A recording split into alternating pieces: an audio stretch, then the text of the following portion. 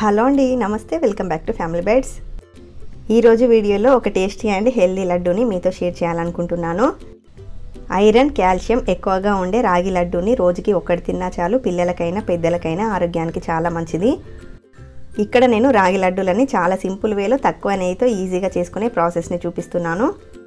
ఈ రాగి లడ్డూలని ప్రిపేర్ చేసుకోవడానికి ముందుగా స్టవ్ మీద ప్యాన్ పెట్టుకొని 2 లేదా 3 టీ స్పూన్ల దాకా నెయ్యిని వేసుకోండి. ఇందులోకి 1 కప్పు దాకా రాగి పిండిని వేసుకోండి. ఇక్కడ నేను ఇన్స్టంట్ రాగి పిండిని యూస్ చేస్తున్నాను. మీరు కావాలంటే ఇంట్లో ప్రిపేర్ చేసిన రాగి పిండినైనా వాడుకోవచ్చు. మంటని మీడియం ఫ్లేమ్లో పెట్టుకొని కనీసం 8 నుంచి 10 నిమిషాల పాటు ఫ్రై చేసుకోవాలి. పిండిలోని పచ్చివాసన అంతా పోయే వరకు మీడియం ఫ్లేమ్లో కలుపుతూ ఫ్రై చేసుకోవాలి. చూడండి, ఇలా 8 నుంచి 10 నిమిషాల పాటు ఫ్రై చేశాక స్టవ్ ఆఫ్ చేసేసి ఈ పిండిని ఒక బౌల్లోకి వేసుకుందాము.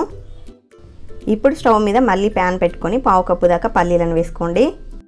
మంటని మీడియం టు లో ఫ్లేమ్లో పెట్టుకొని ఈ పల్లీలను బాగా ఫ్రై చేసుకోవాలి. ఇలా వేయించుకున్న పల్లీలను ఒక ప్లేట్లోకి వేసుకుందాము. నెక్స్ట్ ఇదే ప్యాన్లోకి 1 టేబుల్ స్పూన్ దాకా జీడిపప్పుని, 1 టేబుల్ స్పూన్ దాకా బాదంని వేసి ఫ్రై చేసుకోండి. ఒకవేళ మీ దగ్గర డ్రై ఫ్రూట్స్ అవైలబుల్గా లేకుంటే ఓన్లీ పల్లీలు ఇంకా నువ్వులు వేసైనా ఈ లడ్డూలను ప్రిపేర్ చేసుకోవచ్చు. ఇవి ఇలా ఫ్రై అయ్యాక ఇందులోకి 1 టేబుల్ స్పూన్ దాకా నువ్వులను వేసి స్టవ్ ఆఫ్ చేసేసి వీటిని ఒక ప్లేట్లోకి వేసుకుందాము. ఇవి పూర్తిగా చల్లారేంత వరకు పక్కన పెట్టేసేయండి. పల్లీలను పై పొట్టు తీసేసి వీటన్నింటిని కూడా మిక్సీ జార్లో వేసుకొని గ్రైండ్ చేసుకోవాలి.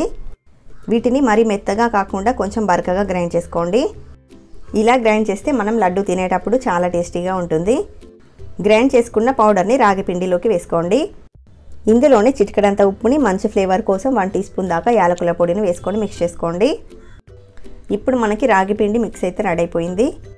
స్టవ్ మీద ప్యాన్ పెట్టుకొని 1/2 కప్పు దాకా బెల్లం తీసుకోండి. స్వీట్ కొంచెం ఎక్కువ తినేవాళ్ళు 3/4 కప్పు అయినా తీసుకోవచ్చు. బెల్లం కరగడానికి 1/2 కప్పు నీళ్ళని వేసి ఈ బెల్లాన్ని కరిగించండి. బెల్లం పూర్తిగా కరిగిన తర్వాత చెక్ చేస్తూ ఉండండి. మనకి పాకం అనేది కొంచెం లైట్గా తీగ పాకం రావాలి. పాకం ముదిరితే లడ్డు అనేది గట్టిగా వస్తుందన్నమాట.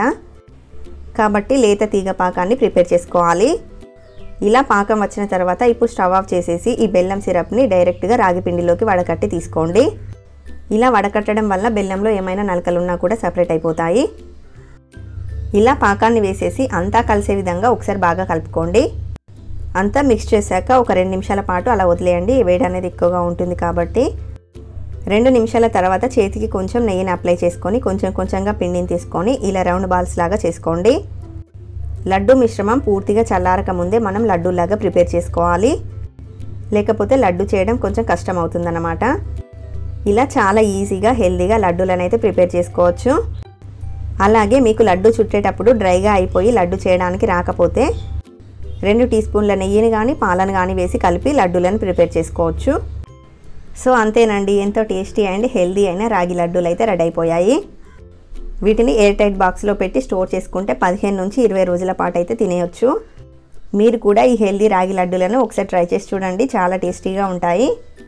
ఈ హెల్దీ రాగి లడ్డు రెసిపీ మీకు నచ్చితే వీడియోని లైక్ చేయండి. మరిన్ని టేస్టీ రెసిపీస్ కోసం ఛానల్ని సబ్స్క్రైబ్ చేసుకోండి. Thank you for watching.